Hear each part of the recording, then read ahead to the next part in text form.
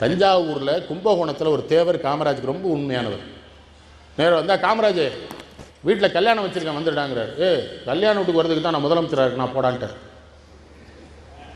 அவருக்கு ரொம்ப வருத்தம். என்னடா அப்படி சொல்ல, போடா முதலமைச்சர்னா கல்யாண வீட்டுக்கு வருதா போன்ட்டார். ஆனால் கல்யாணத்தன்னைக்கு காலையில் முதலமைச்சர் கார் அவர் வீட்டு வாசல் நிற்கும். அவர் வெளியே ஓடி வந்து ஒரு வரமாட்டேன்னு சொன்னேன்.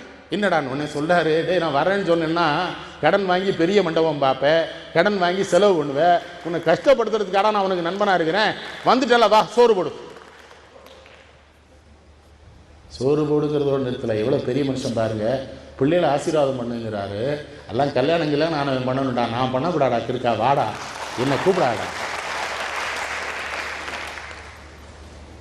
மனுஷன் அதான் முதல்ல சொன்னேன். கல்யாணம் பண்ணலைங்கிற நினைவு ஒரே ஒரு முறை தான் அவருக்கு வந்தது. அடிபட்டு கிடந்தார்ல, அப்போ தான் சொன்னார்,